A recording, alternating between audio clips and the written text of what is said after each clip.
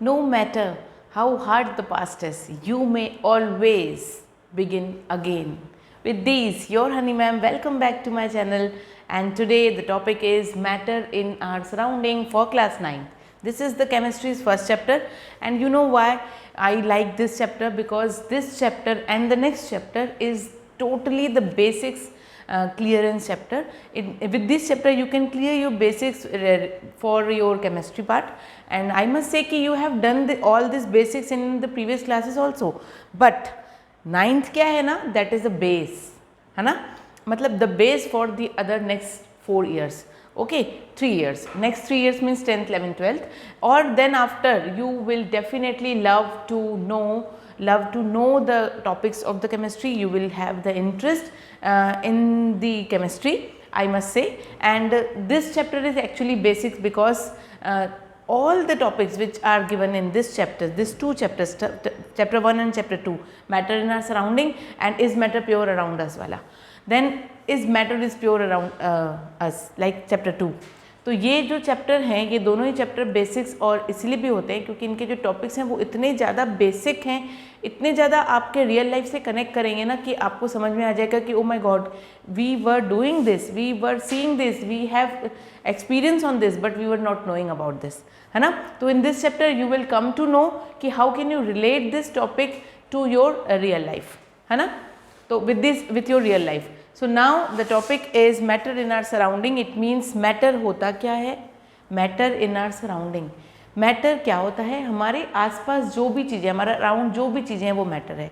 जैसे कि मैंने पहले भी एटम्स एंड मॉलिक्यूल्स में आपको बताया था कि जो हर एक पर्टिकुलर चीज़ का मास होता है, ठीक है, कोई भी पर्टिकुलर छोटी से छोटी चीज़ हो या बड़ी से बड़ा प्लैनेट हो, सबका एक मास होता है. या टेबल हो, चेयर हो, फैन हो, लाइक राई का दाना हो या फिर राइस का दाना हो, इन सब का मास होता है. तो जिसका मास होता है वो मैटर होता है, ठीक है. तो मतलब आसपास जितनी भी अराउंड चीज़ें हैं वो आपका मैटर होती है. तो इसकी कोई पर्टिकुलर डेफिनेशन होगी, वो इस डेफिनेशन को हम इस चैप्टर में पढ़ेंगे.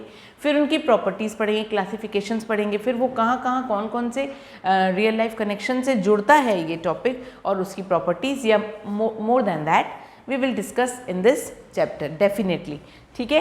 तो let's start the what we are going to do. Matter that occupies space, anything that occupies space and has mass is a matter, ठीक है. जो मैंने पहले बोला कि हर चीज़ का मास होता है, मास होता है माने वो मैटर है, मतलब उसने ऑक्यूपाई किया स्पेस को. तो क्या हुआ, कुछ भी ऐसी चीज़ दुनिया में, कोई भी ऐसी चीज़ जिसको आप देखते हैं, सुनते हैं, महसूस करते हैं, टच करते हैं, कुछ भी ऐसी चीज़ जिसको आप क्या कर रहे हैं, इन सब चीज़ों में से कुछ भी कर रहे हैं, ठीक है, उनका मास होता है और वो ऑक्यूपाई करते हैं स्पेस.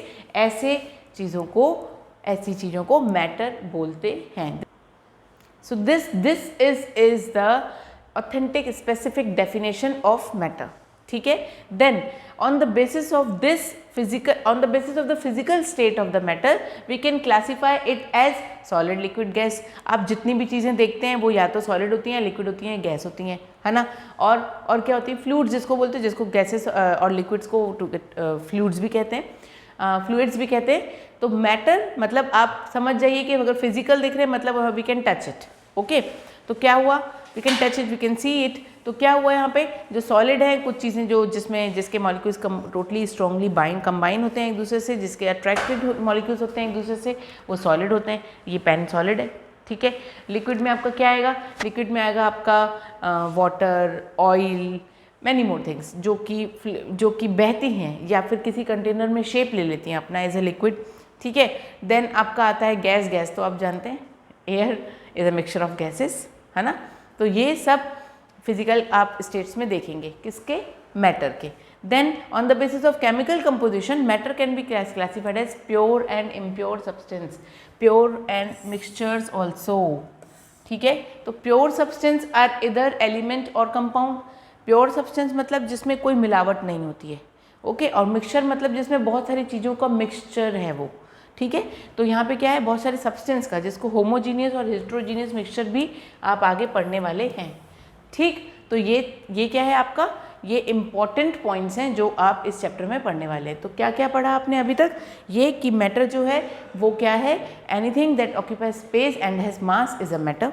ठीक है, on the basis of their physical properties the matter can be classified as solid, liquid and gas, and on the basis of its chemical property it can be classified as pure substance and mixture. Pure substance can be in the form of elements और compounds, and mixtures are the mixture like 2-3 substances का combination है, और वो है homogeneous या heterogeneous. अब वो 2-3 substance भी अपने आप के टाइप के ही 2-3 सब्सटेंस हैं कि अलग अलग टाइप के सब्सटेंस हैं, ये होता है क्या? हेट्रोजीनियस और होमोजीनियस मिक्सचर का एग्जाम्पल। ठीक है, मतलब डेफिनेशन। अब आते हैं कुछ पर्टिकुलेट नेचर बताएंगे हम मैटर के बारे में, जिसको हम उसके बारे में पढ़ेंगे और उसकी डेफिनेशंस के बारे में पढ़ेंगे। चलिए, तो पहले अब आते हैं हम प्योर सब्सटेंस में, जो मैंने बताया आपको that contain only one kind of particle. ठीक है, वो प्योर होगा। ऑफ कोर्स उसमें कोई मिलावट नहीं होती, एक ही काइंड का एलिमेंट है। ठीक है, अब पार्टिकल है, सॉरी। अब उसमें आते हैं एलिमेंट्स पे। हमने बोला था एलिमेंट्स और कंपाउंड्स के फॉर्म में प्योर सब्सटेंस को क्लासीफाई किया गया है। तो elements are the pure substance because that can not be broken into simpler substance, that can not be broken into simpler substance, example gold. अब नेक्स्ट टॉपिक पे आते हैं कंपाउंड्स कैन कंटेन मोर 2 और more elements in a fix proportion. Compound का सबसे अच्छा example water और carbon dioxide है। ठीक है, सबसे अच्छा एग्जाम्पल तो वाटर ही है, H2O। ठीक है, and then carbon dioxide CO2। यहाँ पे H और O, यहाँ पे 2 हैं अलग अलग आपके पार्टिकल्स, एलिमेंट्स जो कि कंबाइन हुए हैं। ठीक है, इन अ फिक्स प्रपोर्शन। आप इनके प्रपोर्शन को चेंज करेंगे तो आपको वो नहीं मिलेगा जो एक्चुअली आप क्या करना चाहते हैं, बनाना चाहते हैं। तो कंपाउंड और एलिमेंट्स इसीलिए प्योर सब्सटेंस होते हैं। ठीक है, नेक्स्ट करते हैं हम लोग इसका मिक्सचर। मिक्सचर क्या है? एलिमेंट्स कंपाउंड्स के बारे में जान लिया, अब मिक्सचर जानिए। मिक्सचर क्या है? कॉम्बिनेशन ऑफ 2 और मोर प्योर सब्सटेंसेस जिसमें खुद की इंडिविजुअल प्रॉपर्टीज होती हैं। ठीक है, अब उसमें क्या है? होमोजेनियस मिक्सचर और हेट्रोजेनियस मिक्सचर, तो दोनों ही क्लासिफिकेशन में है। तो होमोजेनियस में क्या है कि they have both uniform composition and properties.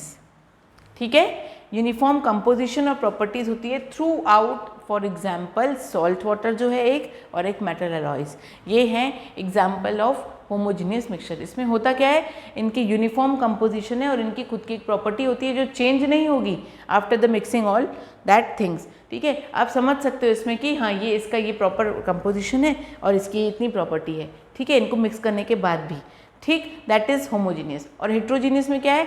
Non uniform composition है, कोई भी कितना भी मिक्स कर करके उसको बना दिया जाता है। ठीक है, और उनकी प्रॉपर्टी एक दूसरे से वेरी करती है, जैसे कि सैलड ड्रेसिंग हो गई, या पेंट हो गया, या गार्डन सॉइल हो गया। इनके कंपोजिशन आप एग्जैक्टली नहीं पता कर सकते हैं। तो ये था क्या? Pure substance. और प्योर सब्सटेंस का क्या बोलते हैं इसको? डेफिनेशन, जो उसके अंदर आपने क्लासिफिकेशन किया। अब आते हैं प्रॉपर्टीज़ ऑफ मैटर पे, जो कि हमने बताई आपको कि फिजिकल और केमिकल प्रॉपर्टी के बेसिस पे मैटर को क्लासीफाई किया गया है। तो फिजिकल प्रॉपर्टी में कुछ आपको पता चल गया है कि सॉलिड, लिक्विड, गैस हैं, तो उसके कलर, उसका टेक्सचर, वॉल्यूम, बॉइलिंग पॉइंट, ऑडोर, मास, मेल्टिंग पॉइंट सब पता चलता है। ये आपका फिजिकल प्रॉपर्टी है, मतलब आप इसको पता कर सकते हैं, इसको समझ सकते हैं, आप इसको देख सकते हैं। ठीक है, लेकिन वहीं पे केमिकल प्रॉपर्टी में आते हैं तो इनकी जो बिहेवियर है, कैरेक्टरिस्टिक बिहेवियर है सब्सटेंस का, वहाँ पे वो पता होता है। लाइक कुछ केमिकल प्रॉपर्टी में कंबस्टिबिलिटी, कितना कंबस्टिबल है वो। ठीक है, देन वो कितना रिएक्ट करता है एसिड्स के साथ, एंड कितना फ्लेमेबिलिटी है उसमें। तो ये सब प्रॉपर्टीज़ आती हैं किसमें? केमिकल प्रॉपर्टीज़ के अंडर। किसकी? मैटर की। ठीक है, तो आई होप कि ये पूरा क्लियर हो गया है आपको कि मैंने आपको क्या मतलब मैंने आपको प्रॉपर्टीज़ ऑफ मैटर और प्योर सब्सटेंस और इम्प्योर मिक्सचर्स के बारे में क्या क्या अभी तक आपको एक्सप्लेन किया है। Now let's see next topic. इस टॉपिक में आप देख रहे हैं पर्टिकुलेट नेचर ऑफ मैटर। मतलब क्या होता है? The matter is made up of very small particles, we know that matter is made up of very small particles. तो ये जो पार्टिकल्स हैं वो एटम्स, मॉलिक्यूल्स और आयन, इनमें से कुछ भी हो सकता है। ठीक है, ये particles can be atoms, molecules और ions. Now the properties are associated with the particulate nature of matter. What is that? Matter, particles matter have space between them, of course space between होगा ही उनके बीच में। ठीक है, particles of matter के बीच में space होगा। Particles of matter continuously move भी कर सकते हैं। पार्टिकल्स ऑफ मैटर एक दूसरे को अट्रैक्ट भी करते हैं। तो ये सब इनकी इंपॉर्टेंट प्रॉपर्टीज़ है मैटर की। ठीक है, it has space between them, it can move continuously and it attracts each other, ठीक है। देन एक्टिविटी देखते हैं इस पर कि कैसे उनके बीच में स्पेस होता है। अभी एक्टिविटी क्या बता रही है आपको कि आपको कुछ वाटर लेना है आपके बीकर में, और उस बीकर में आपको एक लेवल नोट कर लीजिए आप उस बीकर का, ठीक है। फिर उसमें कुछ सॉल्ट या शुगर को डिज़ोल्व कर दीजिए, ठीक, with the help of glass rod. अब उसको स्टिर करिए प्रॉपरली, ठीक। जब ये वाटर डिज़ोल्व होगा, the salt dissolve in water, salt dissolve हो जाएगा लेकिन उसका वाटर लेवल चेंज नहीं होगा। लेकिन वहीं क्योंकि ये जो सॉल्ट है, पार्टिकल ऑफ सॉल्ट हैं, उसके बीच में स्पेस था, जो पार्टिकल्स के स्पेस बीच में होने की वजह से उसने वाटर में अपनी प्लेस बना दी है और उसने वाटर के लेवल को नहीं ऊपर होने दिया। आप इमेजिन करिए अगर आपके पास एक ग्लास है और ग्लास में अगर आपने डाल दिया है वो जो वो होते हैं ना, छोटे छोटे कंचे होते हैं ना ग्लास के, उसको आप डाल देते हैं, ठीक है, हाफ ग्लास भर दीजिए। अब उसमें और अगर आप उसमें ऐड ऑन करेंगे यही सेम थिंग तो उसका लेवल बढ़ेगा। लेकिन अगर आप उसमें क्या कर लेंगे, सॉल्ट डालेंगे, तो वो सॉल्ट अपनी प्लेस नीचे ही बना लेगा। उनके बीच बीच में जितनी भी चीज़ पार्टिकल्स के बीच में, उस कंचों के बीच में जितनी भी उसकी क्या बची होगी, स्पेस बची होगी, उसमें सॉल्ट अपना स्पेस बना लेगा, ठीक है। तो क्या हुआ, उसी तरह से पानी में जब शुगर या फिर सॉल्ट को डिज़ोल्व करते हो आप, तो मतलब आप डालते हो तो स्टिर करते हो, after that they will completely dissolve in the glass, that which is the मतलब water inside the glass, that will dissolve the sugar or salt, and after that it means what, they will not raise the level, it means they have taken their place, they have just get into the space between the particles of the water, ठीक है। so this is how you can see कि वो अपनी space कैसे they have, how they have the space between them, ठीक। Next topic पे आते हैं हम, आई होप समझ में आ रहा है ये एक्टिविटी। नेक्स्ट है कंटिन्यूसली मूव कैसे करते हैं। तो आप बीकर में आप क्या ले लीजिए, वाटर ले लीजिए, उसमें ब्लू या रेड ड्रॉप डाल दीजिए इंक की, ठीक है। धीरे धीरे आप देखेंगे कि जो इंक है, इंक की ड्रॉप है, वो धीरे धीरे असाइड हो रही है, किसके, बीकर के, एंड देन उसको अनडिस्ट्रीब्यूटेड ही रहने दीजिए, ठीक है। कुछ समय के बाद आप देखोगे कि वो क्या हो गई, डिस्ट्रीब्यूट नहीं हो पा रही है पूरी तरह से। उसके बाद the ink spreads evenly throughout, तो धीरे धीरे धीरे धीरे थोड़ा सा और टाइम दीजिए, वो धीरे धीरे पूरे वाटर के उसमें स्प्रेड हो जाएंगी कुछ इस तरह से। इसका मतलब क्या है, वो जो इंक थी जिसको आपने कुछ इस तरह से नोटिस किया था स्टार्ट में, कुछ समय बाद वो थोड़ा सा स्प्रेड हुई, और कुछ और समय बाद वो पूरी तरह से स्प्रेड हो गई। इसका मतलब जो मॉलिक्यूल्स हैं वो क्या हो रहे हैं, कंटिन्यूसली मूव हो रहे हैं पानी के अंदर, ठीक है। तो ये था एक इंटरमिक्सिंग ऑफ 2 और more different types of molecules, ठीक है। तो आप पहले क्या किया, इंक की ड्रॉप्स डाली, फिर देखा कुछ समय बाद, और फिर कुछ समय बाद और देखा, तो यू हैव सीन कि the drops of the ink was like that, ठीक है। सो इट प्रूव्स दैट कि particles of matter are continuously moving, okay. Now next activity is to prove कि कैसे वो एक दूसरे को अट्रैक्ट करते हैं। अब आपके पास है आयरन नेल है, टेक आयरन नेल्स, ये आयरन नेल्स आपने ले लिया है, पीस ऑफ चॉक ले लिया, रबर बैंड्स ले लिया, ठीक है। उसके बाद आपने देखा कि try breaking them by hammering, उसको ब्रेक करिए, हैमर से ब्रेक करिए, कट करिए, स्ट्रेच करिए, जो करना है करिए, ठीक है। आपको पता चलेगा कि जब आपने ब्रेक किया तो ईजिली चॉक ब्रेक हो गया, ठीक है। Less easy to break rubber band, उससे कम टाइम लगेगा आपको रबर बैंड को, उससे कम ईजी होगा रबर बैंड को ब्रेक करना, लेकिन बहुत ज़्यादा डिफ़िकल्ट होगा आयरन नेल को ब्रेक करना, ठीक है। तो आपने क्या देखा, क्योंकि जो इंटर पार्टिकल फोर्स है ना आयरन नेल में, वो बहुत ज़्यादा है, ठीक है, वो बहुत ज़्यादा है, मैक्सिमम था, इसीलिए बहुत इजी था चॉक को तोड़ना। थोड़ा सा टफ हुआ रबर बैंड को तोड़ना, ठीक है, लेकिन बहुत ज़्यादा टफ था आयरन नेल को तोड़ना, क्योंकि उसके जो इंटर पार्टिकल स्पेस है, फोर्स है, अट्रैक्शन है उनके बीच में, वो ज़्यादा था, मैक्सिमम था। तो ये तीनों से आपने उस प्रॉपर्टी को प्रूव किया कि पार्टिकल्स के बीच में स्पेस होता है, पार्टिकल्स कंटिन्यूसली मूव करते हैं और पार्टिकल्स अट्रैक्ट करते हैं एक दूसरे को, ठीक है। सो ये तीनों एक्टिविटीज़ से आपने प्रूव किया। अब नेक्स्ट है 3 स्टेट्स ऑफ मैटर जो हमने बताया, सॉलिड स्टेट, सॉलिड, लिक्विड और गैस। अब उसकी प्रॉपर्टीज़ देख लेते हैं। सॉलिड की ये बहुत सिंपल है, ये तो आपने बचपन से ही पढ़ा हुआ है, इसके डेफिनेट शेप और वॉल्यूम होता है, ठीक है। पार्टिकल्स में स्पेस बहुत कम होती है, ठीक। देन पार्टिकल्स में अट्रैक्शन बहुत ज़्यादा होता है, force of attraction. Movement of particles बहुत कम होता है, ठीक है, लीस्ट कंप्रेसिबल होते हैं और लीस्ट इनका रेट ऑफ डिफ्यूजन होता है सॉलिड का। ठीक है, अब आते हैं लिक्विड में। लिक्विड की कोई डेफिनेट शेप और कोई फिक्स्ड वॉल्यूम हो, डेफिनेट शेप नहीं होती लेकिन फिक्स्ड वॉल्यूम जरूर होता है, जहाँ पे भी वो volume takes, liquid takes whatever the volume has definite volume. ठीक है, देन नेक्स्ट है उसका शेप कब होता है, लिक्विड का शेप कब होता है, जहाँ पे भी लिक्विड जिसमें भी डलता है उसका उस कंटेनर का वो शेप ले लेता है। वी नो दैट, है ना, पढ़े है ना, जब से साइंस आया है तब से पढ़े, इवन ईवीएस से भी पढ़ते हैं, क्लास 5 क्लास 4 से भी हम ये चीज़ें पढ़ते ही हैं। ठीक है, then space between the particle is more than solid but less than liquid, ठीक, sorry gas. Then force of attraction between the particle is less than solid but more than gas. Okay, then movement of the particle is intermediate, movement वहीं पे ही होते रहता है आराम से। ठीक है, ये थी कुछ प्रॉपर्टीज़ किसकी, लिक्विड की। अब आते हैं गैसेस में। ये सब रिकॉल हो रहा है, ये आपका बेसिक्स ही है और आपको बेसिक ही रिकॉल करना है बार बार, ताकि आगे जाके जितने भी चैप्टर्स आएंगे केमिस्ट्री के उसमें थोड़ा सा इंटरेस्ट आ सके।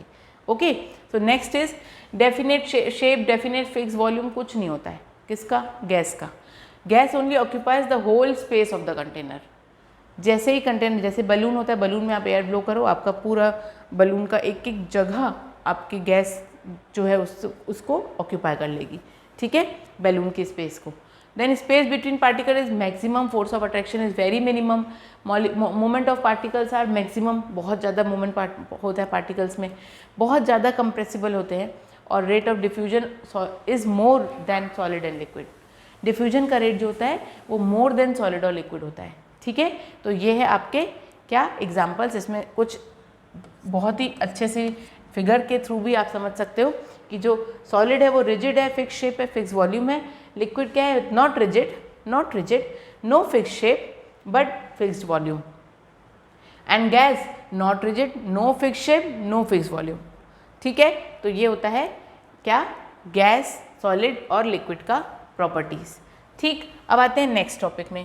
What is that next topic, studying about the melting point. तो मेल्टिंग पॉइंट होता क्या है भैया, मेल्टिंग पॉइंट आप समझते हो, मेल्टिंग तो समझते होगे ना, जब आइस मेल्ट होती है और वो क्या बना देती है, लिक्विड। ठीक है, आइस मेल्ट होती है, लिक्विड बन जाता है, liquid in the form of water. ठीक है, water in the form of liquid, liquid in the form of water. ठीक है, क्योंकि लिक्विड मतलब सिर्फ वाटर ही नहीं होता हमेशा, इसीलिए मैंने ये स्टेटमेंट बोला। ठीक है, ध्यान से समझिएगा। यहाँ पे जो सॉलिड है उसको हीट किया जा रहा है और वो वाइब्रेट हो रहा है। ठीक, वाइब्रेट होने के बाद वो इधर उधर मूव हो रहा है फ्रीली, क्योंकि सॉलिड को आप क्या कर रहे हो, हीट कर रहे हो। सॉलिड के पार्टिकल्स एक दूसरे से अट्रैक्ट होते हैं बहुत ही मतलब अच्छे से, मतलब फोर्स ऑफ अट्रैक्शन में मैक्सिमम होता है। अब आप उसको हीट कर रहे हो तो वो वाइब्रेट होगा, उसके पार्टिकल्स घबराएंगे नहीं तो डिस्टर्ब होंगे, डिस्टर्ब हुए और इधर उधर मूव करना स्टार्ट हो गया, अरे भैया कौन आ गया हमारे ऊपर अटैक करने। तो कुछ इसी तरह से। देन द फिक्स टेम्परेचर होता है सॉलिड में, जो then that at the fixed temperature of the solid into the liquid, तब तक जब तक के वो लिक्विड में ना बदल जाए। ठीक है, फिक्स टेम्परेचर होता है सॉलिड में जब आप हीट करते हो, और फिर तब तक करते हो जब तक वो लिक्विड में चेंज ना हो जाए। And then this process is known as melting और फ्यूजन। आपको मेल्टिंग और फ्यूजन की डेफिनेट, स्पेसिफिक, ऑथेंटिक जो भी बोल लो, ये आप इसकी डेफिनेशन देख लो। जब सॉलिड को हीट किया जाता है तो उसके पार्टिकल्स वाइब्रेट होना स्टार्ट होते हैं और उसके बाद उसके they started moving freely, and after that at the definite at the fix temperature the solid will be like heated till it will change into the liquid. ठीक है, this process is known as melting और fusion. Now the temperature जहाँ पे solid melt होता है, ऐसे temperature को melting point कहते हैं, उसको डेफिनेटली मेजर किया जाता है। मेल्टिंग पॉइंट ऑफ आइस आप समझ लो 0 डिग्री सेल्सियस है या फिर 273 के है, के मीन्स केल्विन। ठीक है, अब लेटेंट हीट ऑफ फ्यूजन क्या होता है, बहुत important cheese. The amount of heat energy इतनी रिक्वायर हो जो 1 kg ऑफ सॉलिड को लिक्विड में चेंज कर दे, इसको लेटेंट हीट ऑफ क्या बोलते हैं, लेटेंट हीट ऑफ क्या बोलते हैं, फ्यूजन बोलते हैं। ठीक है, लेटेंट हीट ऑफ फ्यूजन बोलते हैं किसको, जब आपको हीट एनर्जी इतनी चाहिए रहती है कि वो 1 kg ऑफ सॉलिड को लिक्विड में चेंज कर दे, या उसकी मेल्टिंग पॉइंट बता दे तो ऐसे टेम्परेचर को क्या बोलते हैं, it's melting point is called latent heat of fusion. ठीक है, now next when we measure, अब यहाँ पे ये लिखा हुआ है, ये क्या बना हुआ है इसका एक्टिविटी। तो जब हम मेजर करते हैं melting point, tip of the thermometer measure करेंगे, ठीक है, उसको आप टिप ऑफ द थर्मामीटर को कहाँ आपको डालना है, अंडर द वाटर के अंदर डाल लिया जिसमें आइस हैं, आइस पार्टिकल्स हैं। ठीक है, आप इंश्योर करेंगे कि मेल्टिंग पॉइंट जो है वो हाई काइनेटिक एनर्जी के साथ ऑब्जर्व हो रही है। हाई काइनेटिक एनर्जी मतलब एकदम स्पीडली वो रिजॉल्व हो रहा है वो आइस से लिक्विड फॉर्म में। ठीक, तो आप उसमें आप अपने आप ही आप उस टेम्परेचर को क्या करते जाएंगे, नोट करते जाएंगे, एंड यू विल नोटिस कि जैसे ही वो मेल्ट होना स्टार्ट हो वो 0 डिग्री से स्टार्ट होगा, 0 डिग्री तक अपने आप आपका मर्करी का लेवल अप हो जाएगा। ठीक है, तो ये है इसका कि कैसे आप स्टडी करोगे मेल्टिंग पॉइंट को। नेक्स्ट है बॉइलिंग पॉइंट। बॉइलिंग पॉइंट क्या होता है, जब लिक्विड को आप हीट करते हो, अभी सॉलिड था ना मेल्टिंग पॉइंट, सॉलिड मेल्ट करने के लिए सॉलिड होता है और बॉईल करने के लिए लिक्विड। ठीक है, तो जब लिक्विड हीट होता है तो उसके पार्टिकल्स जो होते हैं वो बहुत फास्टली मूव करते हैं। एक पर्टिकुलर टेम्परेचर आता है जिसमें liquid started to boil and this changes into gas. ठीक है, एक पर्टिकुलर टेम्परेचर में लिक्विड स्टार्ट हो जाता है बॉईल होना और फिर स्टार्ट होता है उसका गैस बनना। ओके, तो दिस गैस मीन्स वेपर यहाँ पे। Then boiling is a bulk phenomena, ये बहुत बड़ा फेनामेना है जिसमें entire volume of liquid boil होता है एक साथ। ठीक है, और फटाफट वो चेंजेस इनटू द वेपर। ठीक, तो ये है आपका बॉइलिंग पॉइंट का स्टडी करना, मतलब how you are going to study about this. तो जो टेम्परेचर होता है जिसमें लिक्विड स्टार्ट होता है बॉईल होना, उसको बॉइलिंग पॉइंट कहते हैं, और उसका बॉइलिंग पॉइंट है 100 डिग्री सेल्सियस या 373 केल्विन, जिसमें 273 तो ऑलरेडी था ही, 0 डिग्री से 273 आया, और क्योंकि ये 100 डिग्री सेल्सियस है इसमें 100 प्लस हो गया, इसलिए 373 हो गया। ठीक है, अब लेटेंट हीट ऑफ वेपोराइजेशन क्या होता है, वो तो फ्यूजन था, मेल्टिंग मीन्स फ्यूजन, और गैस बनना मतलब वेपोराइजेशन होना। ठीक है, तो अमाउंट ऑफ हीट एनर्जी जितनी भी रिक्वायर हो रही है 1 kg ऑफ लिक्विड को गैस में चेंज करने के लिए एट एटमॉस्फेरिक प्रेशर, ठीक है, एट इट्स बॉइलिंग पॉइंट, उसी को बोलते हैं लेटेंट हीट ऑफ वेपोराइजेशन। वहाँ पे क्या था, amount of heat energy required to melt it, है ना, यहाँ पे है amount of heat energy required to change 1 kg of liquid, वहाँ पे था 1 kg ऑफ सॉलिड। ठीक है, दैट चेंजेस इनटू गैस, यहाँ पे वहाँ पे था चेंजेस इनटू लिक्विड। ठीक, वो था एट इट्स मेल्टिंग पॉइंट, ये था at its boiling point. Got it. आप कंपेयर करोगे तो इजीली एक ही डेफिनेशन लर्न करनी पड़ेगी, दूसरी आपको खुद ब खुद हो जाएगी। ठीक है, बिकॉज इट इज़ वाइस, मतलब it is like just opposite to it. Then this is called latent heat of vaporization, that was called latent heat of fusion. ठीक है, so this was how you are studying about the melting point and boiling point. Again one more activity is taken here for your convenience, for your understanding, that is what कि when we measure the boiling point of the tip of the thermometer, that must be just above the surface of the boiling point, boiling water.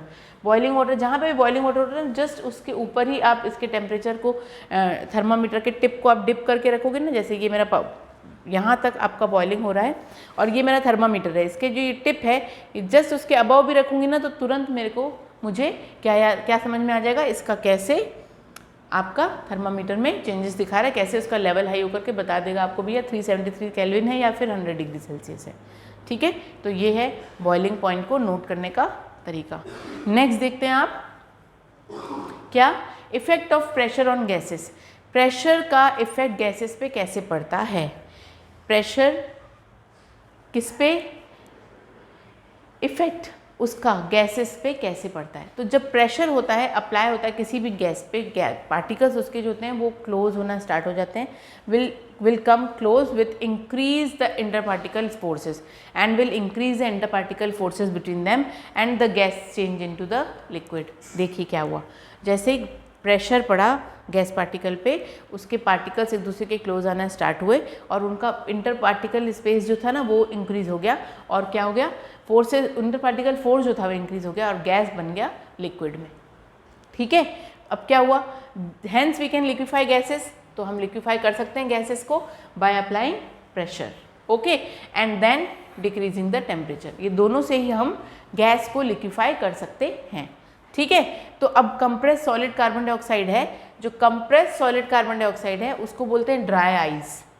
जब उस पर pressure reduce होता है तो वो directly change होता है गैस में, डायरेक्टली गैस में चेंज होता है without coming into the liquid state. Dry ice is a solid form, जैसे ही उसमें प्रेशर पड़ता है, ठीक है, या प्रेशर उससे रिड्यूस होता है तो वो चेंज होना स्टार्ट हो जाता है directly into the gas without coming to the liquid form, ठीक है।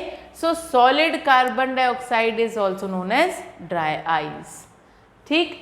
तो सॉलिड कार्बन डाइऑक्साइड को क्या बोलते हैं? Dry. What is dry ice? Compressed solid carbon dioxide is known as dry ice, ठीक है। अब inter conversion of the 3 states क्या हो गया? अब आपको पता है ये बहुत अच्छे से, ये तो वाटर साइकिल हमने पढ़ा है, ठीक है। यहाँ पे क्या हो रहा है? State of matter can B change by changing the temperature और प्रेशर। टेम्परेचर या प्रेशर को चेंज करेंगे, आपका स्टेट ऑफ मैटर अपने आप चेंज होता जाएगा। जैसे कि सॉलिड है, सॉलिड में फ्यूजन हुआ, लिक्विड बना, लिक्विड में वेपराइजेशन हुआ, गैस बना, गैस सब्लिमाइज हुआ तो क्या बना? सॉलिड। अब अगेन सॉलिड में सॉलिडिफिकेशन, देखो अब नेक्स्ट देखते हैं। सॉलिड से सब्लिमेशन से गैस बना, गैस से कंडेंसेशन से लिक्विड बना, और लिक्विड से सॉलिडिफिकेशन से वापस से सॉलिड बना। तो द एरो शोज कि how the process is been taken place in this 3 states of matter, ठीक है, and changing its state. Okay, so this is the one of the one more diagram to tell you how this state of matter changes from one state to the another one. Okay, then next separation techniques, ठीक। अब ये separation techniques क्या है? ये last topic है आपके exercise का, आपके चैप्टर का, सॉरी।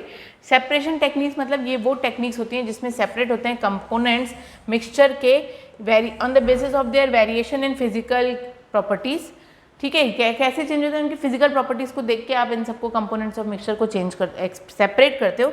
जैसे बॉइलिंग पॉइंट देखी जाती है, मेल्टिंग पॉइंट देखी जाती है, और सॉलिडिबिलिटी देखी जाती है उस पर्टिकुलर किसकी, पार्टिकल की या बोल लो मिक्सचर की, ठीक है। उसके बेसिस पे समझ में आता है कि इसको किस प्रोसेस के थ्रू हमको क्या करना है? सेपरेट करना है इनके पार्टिकल्स को। तो पहला आता है सब्लिमेशन। सब्लिमेशन में क्या होता है? कैम्फर देखिए आप, कपूर आप घर पे रख दीजिए उसको ऐसे ही सिंपली टेबल पे, थोड़ी देर के बाद आइए आपको गायब मिलेगा, आपको गैस। नेफ्थलीन बॉल्स, फिनाइल की गोलियां जो होती हैं नेफ्थलीन बॉल्स, वो भी आप रख देंगे आप सिंपली कहीं पे भी रूम के किसी भी एरिया में या फिर कहीं पे भी, वो सिंपली सब्लिमाइज हो जाता है। तो सब्लिमेशन का सबसे अच्छा एग्जाम्पल ये दोनों है जो बहुत डेली लाइफ से हम कनेक्ट कर सकते हैं। Then change the state of directly from solid to gas. देखा वो सॉलिड थे ना, कैम्फर भी सॉलिड था और नेफ्थलीन बॉल्स भी सॉलिड था, वो बिना लिक्विड में आए सीधा किस में चेंज हो गए? गैस में। तो change of state directly into the gaseous form from the solid state और from the gas to the solid is known as sublimation. Gas से सॉलिड बनना भी सब्लिमेशन होता है, ठीक है। जैसे कि अभी मैंने एग्जांपल दिखाया था यहाँ पे, कैसे सॉलिड से देखिए गैस से सीधा सॉलिड बन रहा है सब्लिमेशन से, सॉलिड से सीधा गैस बन रहा है सब्लिमेशन से, ठीक है। Likewise here also you are taking one more example कि इफ बता दिया मैंने, कैम्फर जिसको अमोनियम क्लोराइड बोलते हैं, उसको हीट करोगे तो वो डायरेक्टली वेपर में चेंज हो जाता है। हीट करने से भी होता है, कपूर को हीट करने से भी होता है, ठीक है। देखते ही हैं आप, जब पूजा वूजा होती है तो कपूर हम जलाते हैं और वो डायरेक्टली गैस में चेंज हो जाता है, ठीक। If the vapour are cooled into it, अगर वेपर कूल हो जाता है तो वापस से उसका सॉलिड फॉर्म आ जाता है, ठीक है। वेपर कूल होने के बाद उसका सॉलिड फॉर्म वापस से आपको मिल जाता है, ठीक। तो यहाँ पे एक और देखा है हमने एग्जांपल, यहाँ देखिए आप, ये बर्नर है, चाइना डिश है, चाइना डिश में आपका अमोनियम क्लोराइड के वेपर्स हैं, ठीक है। अमोनियम क्लोराइड सॉलिडिफाई हो रहा है, यहाँ पे इन्वर्टेड है, और यहाँ पे आप देख सकते हो कॉटन प्लग से आपको क्या कर दिया गया है, इस पूरे फनल को बंद कर दिया गया है। और यहाँ पे जब after the process, after the practical, you will see कि कैसे सॉलिड से गैस और गैस से सॉलिड बन जाएगा, ठीक है। ये था सब्लिमेशन का एग्जाम्पल। नेक्स्ट है आपका evaporation. What is that evaporation? Evaporation जो डायरेक्टली लिक्विड से वेपर में चेंज करता है किसी भी टेम्परेचर में, बिलो इट्स बॉइलिंग पॉइंट होना चाहिए बस वो temperature below its boiling point, then the liquid will change into the gaseous form, ठीक है। This process is known as evaporation. Evaporation surface phenomena होता है जिसमें जो पार्टिकल्स होते हैं सरफेस में लिक्विड के, वो एब्जॉर्ब करते हैं इनफ एनर्जी किससे ओवरकम होने के लिए? To overcome the force of attraction. It means the latent heat of vaporisation से ओवरकम करने के लिए, और फिर ये चेंज हो जाता है वेपर स्टेट में। ऐसे फेनोमेना को ये है वो फेनोमेना जिसमें इवापोरेशन जिस फेनोमेना को इवापोरेशन बोलते हैं। ठीक है, एक एग्जाम्पल लिया इन्होंने। फैक्टर्स क्या होते हैं इवापोरेशन के? Rate of evaporation depends upon the surface area, very important, कितना ज़्यादा है। जैसे कि एक गिलास पानी को आप एक गिलास पानी को ग्लास में ही रखिए और एक गिलास पानी को आप धरती में फैला दीजिए। ठीक है, जितनी बड़ी सरफेस एरिया होगी वो इतनी जल्दी वेपोराइज हो जाएगा। ठीक है, एक गिलास पानी पानी पानी ही रहेगा। ठीक है, कुछ समय बाद में भी वो सूख जाए, लेकिन ये जो आपने धरती पे फेंका है वो तो डेफिनेटली 1 घंटे में ख़त्म हो जाएगा, सूख जाएगा, वो वेपोराइज हो जाएगा। ठीक है, तो कैसे वो इवापोरेशन सरफेस एरिया पे डिपेंड हुआ, ये मैंने आपको एक एग्जांपल दिया। ठीक है, देन ऑफकोर्स टेम्परेचर, हाँ जितना ज़्यादा बॉईल करेंगे वेपोराइज होकर वो पानी कम होते जाएगा, है कि नहीं।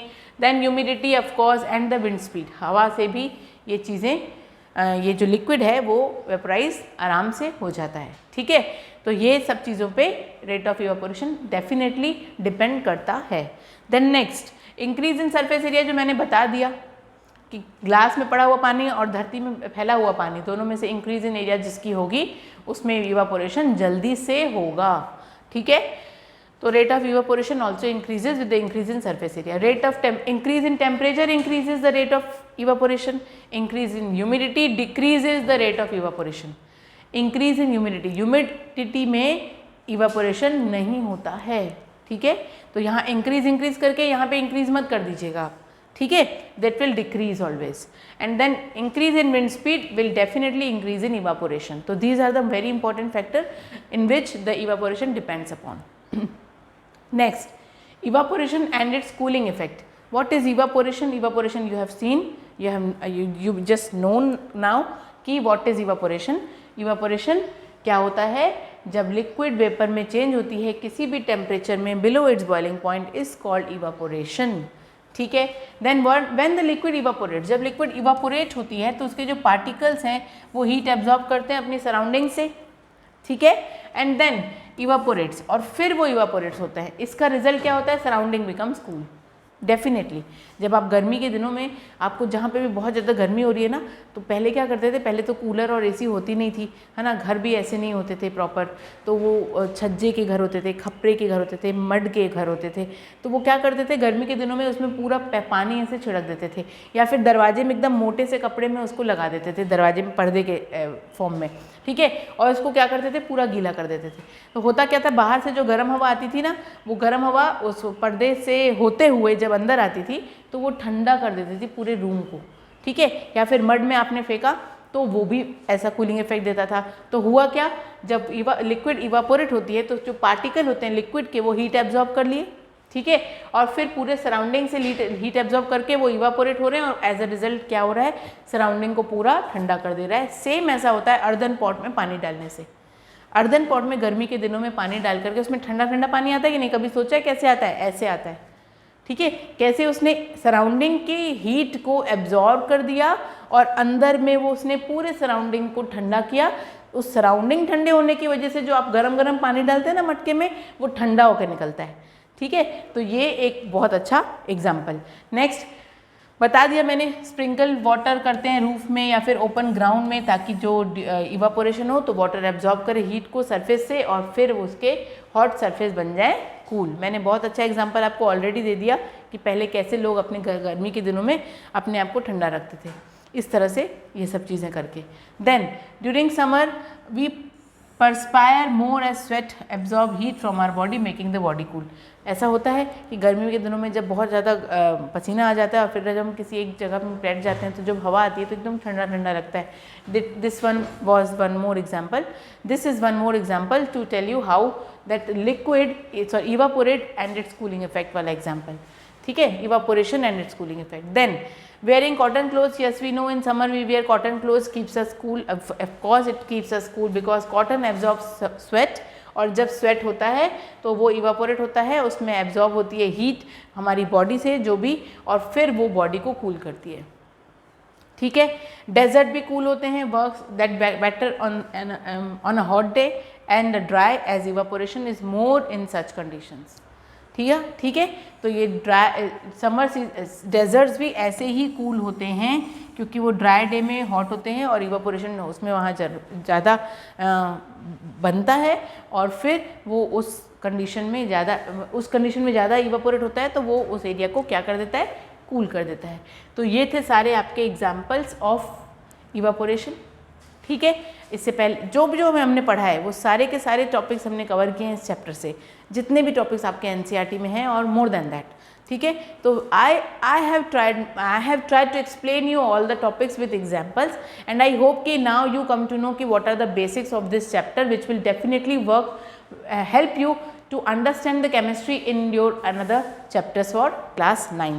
So this is the thing which I want to explain you from this chapter. Now I am going to end my video because this was the last topic of this chapter. Thank you so much. Have a nice day. बहुत सारे NCERT के questions करिएगा, बहुत सारे topics को और cover कर सकते हो आप, बहुत सारे एग्जाम्पल्स पढ़िएगा। सब कुछ करने के बाद अगर कुछ समझ ना आए थोड़ा बहुत भी तो please let me know, I will explain it again. Thank you so much, have a nice day, stay tune, be with me always as you are and thank you for your support and yes of course like share और subscribe जरूर करिएगा अगर आपको ये video अच्छा लगा तो have a nice day, be happy, don't bother your parents.